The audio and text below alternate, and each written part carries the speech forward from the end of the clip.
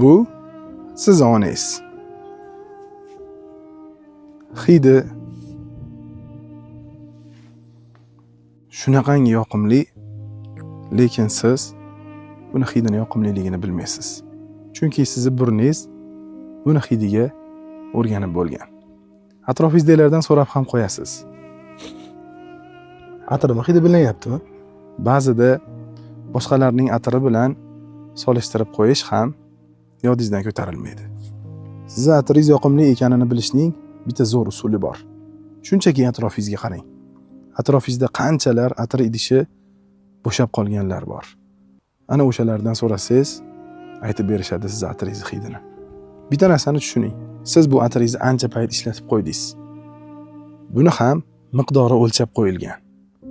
Atiringiz tugab qolgunga qadar uni shukrini qiling va hididan rohat oling.